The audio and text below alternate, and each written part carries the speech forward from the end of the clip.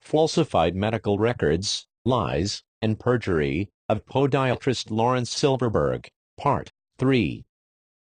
Podiatrist Lawrence Silverberg falsifies medical records of a patient and lies under oath during his medical malpractice lawsuit. According to LegalAbeagle.com, fabricating medical entries is a federal crime, covered by both state and federal laws. Misdemeanor tampering charges typically will result in fines and jail time up to around a year. A felony forgery conviction, on the other hand, may result in heavy fines up to $250,000 and possible imprisonment in a federal facility for up to 5 years. To prove forgery, there must be some element of fraudulent intent, for example, where a physician alters records to improve his defense in a medical malpractice suit, to cover up his wrongdoing and make his records fit his version of the story. It shows the physician knew he did something wrong and tried to hide it.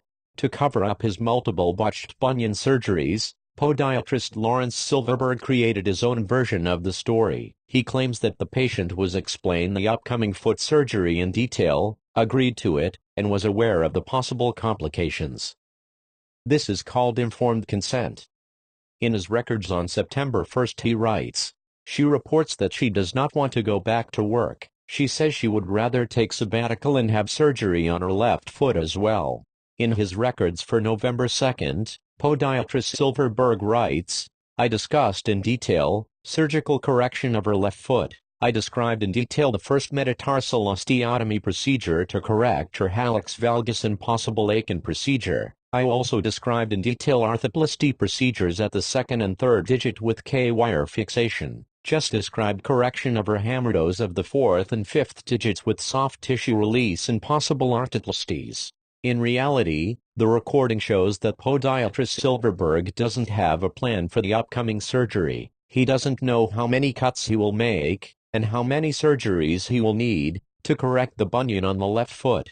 There are many procedures to do bunion surgery. It is crucial to choose the right procedure that will correct the bunion, and won't shorten the bone.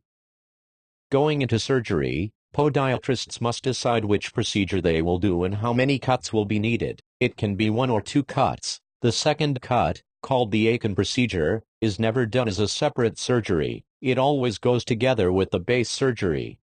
The patient already had 2 surgeries on her right foot. The second surgery was the Aiken procedure. Now the patient asks podiatrist Silverberg if he is going to do 2 cuts or 1 on the second foot, and podiatrist Silverberg repeatedly states that he doesn't know, and that he will decide during the surgery. Again, he doesn't know whether he will do 1 or 2 surgeries, stating that the second surgery can be done within 2 to 8 weeks. If you choose the right procedure for a patient, you don't need 2 surgeries. This shows that podiatrist Silverberg is unskilled and incompetent, and doesn't know what he is doing. So how can he claim that he explained the surgery in detail, when in reality he doesn't know what he is going to do yet? I do the metatarsal first. Yeah. Then if it's still in the way of this toe, if it's still touching this toe like this, Yeah. then I move this toe over the Aiken. So it's 1, 2, 3. I don't want to tell you what you should do. Okay. Tell me what you think though. Honestly, I don't know what to do because I will tell you the Aiken and then it will I'm gonna do the Aiken if you need it. Now remember what happened last time? This tendon, when you left the table, when you got off the operating table, this toe was straight, and these tendons kind of pulled it more in this direction. I told you why that happens. So what happens is when I move your bone over, you have short bones here, so I don't want to make them any shorter. So I move it over, and now it's functioning different. So it's long like this, and it's functioning a little different, which means that the leverage has changed. And in you, the tendon that was over here, while you're under anesthesia, was relaxed. You know, that's why it was straight. And then when your anesthesia wore off, the tendon pulled again and pulled it over. So it's a dynamic thing. It's not that I can tell when you're in that. That's why I just wanted to do it twice, because I didn't know that the tendon's going to pull it over again. How do you know maybe here is going to be the same tendon again will push? You're right. It might happen again. All I can do is tell you that if you need the Aiken, I'm going to do it. If it looks perfect when you have surgery, and it looks like you don't need the Aiken, the last thing I do is move the toe too far. Then you won't be happy either. So can it be again that you will say that I don't need Aiken, and then later on you will say that I do need Aiken? You know. So if I later on will need Aiken, in how many weeks are you going to do Aiken? That's a good question. It's usually anywhere from 2 to 8, so it could be a big range. But we can set to carry the possibility that I will have to put the surgeries, right? It's always a possibility. I'll tell you, this is rare. I mean, I've done hundreds and hundreds of bunion surgeries in my career, in my 11 years of practice, and I've gone back and do an Aiken after the fact maybe 4 times tops. Doesn't happen usually. Listen, I don't know. Really You exception. don't know how to do this. No idea. I have to do it. I'll do what I always do. I'll do what's best for you, and if I need to come back and do another surgery, we need to. That's unfortunate. I'm hoping we don't need to do it again twice. I mean, like I said, it's rare. I don't do this very often. The recording shows the patient's second attempt to find out whether Podiatrist Silverberg will do the second cut, called the Aiken, and again he is not sure. She also asks whether Podiatrist Silverberg will release the tendon. He is not sure if he will release the tendon, and also is not sure if he released the tendon in previous surgeries. So far you plan to just make one cut, right? What do you mean, 1 versus 2? Where do you think the other one is? On the left foot. Take a shot on that. Sometimes I make them a tiny incision, like I did on the other foot, right here. If it's too tight in here, I'll probably... No, I'm not... So far you want to do this one cut. You don't want to cut the first toe. I do this first, from here to here. That's Yes. for the metatarsal surgery. Yes. And if I do the Aiken, I just extend it out a little further. But my point is, if again it happens like that time, it will be straight and you will finish with the same and then tendon will pull. Yeah. Then we do another surgery. If you need another surgery, I will, but I hope you don't. Most of the time I don't. As of today, you think I don't need cut over here? I don't think so, but if I need, during the surgery, if I think you need it, I will give it to you. I'll do it. Am I answering your question? I don't know. No. Tell me the question again. No, but last time you also didn't, Right. so that I don't need, and it turned out that I need. Right. So, if... Well, here's the problem. If I do an Aiken procedure and you don't need it, then your toe looks like this. Too much. You don't want that. That's just as bad as the original problem you have. Okay, I understand, but, okay. You need to trust my judgment, I guess. I need to. I understand, but I think the reason I couldn't walk, because of tendons or because of this toe, what's your opinion? All these 2 months I stay in bed. Why couldn't I walk? Because of the toe or of the tendons? Both.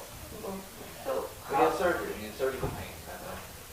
how can you, what is going to be indicated that you will release a lot of tendons? You don't, if there is no indicator, again you estimate. I'm most likely going to release the tendon over here, so it doesn't happen again. But you last time also released. Right, so I'll make sure I do it. The recording shows the patient's third attempt to find out whether Podiatrist Silverberg will do the second cut, called the Aiken, and again he is not sure.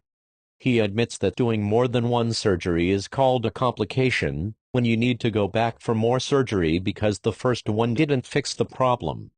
Complications don't just happen without a reason. According to Podiatrist Silverberg, they happen when a surgeon fails to solve a problem during the first surgery. It is almost certain that a surgeon cannot solve a problem when he has no plan for the surgery, but only an estimate. All I can do is tell you that to be the right thing, I think, during the time of surgery. And if you need additional surgery, I don't think you will, but I'll do it for you if you need it. I don't want to do more than one surgery on this foot. It's very rare that I do more than one. So I'm going to do what's right for you, and the same thing may happen again.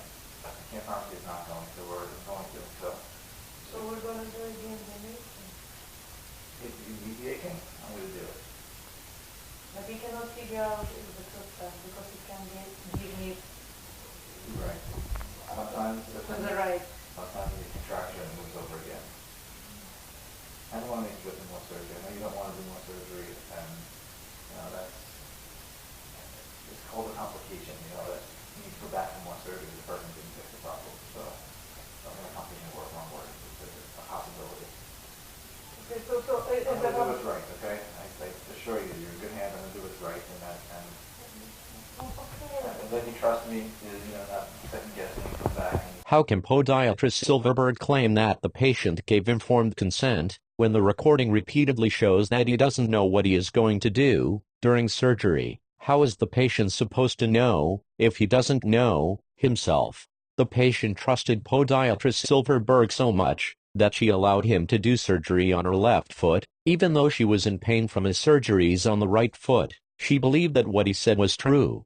Podiatrist Silverberg knew what he did was wrong, so he falsified his medical records to cover up his wrongdoing, and improve his defense, in a medical malpractice suit. Podiatrist Silverberg repeated all these accusations in court under oath, committing perjury. He created this story to cover his multiple botched surgeries that led to a patient's permanent disability, constant pain and loss of employment. The audio tape of the appointment proves that he committed crimes. He should be held accountable for his crimes in accordance with the law.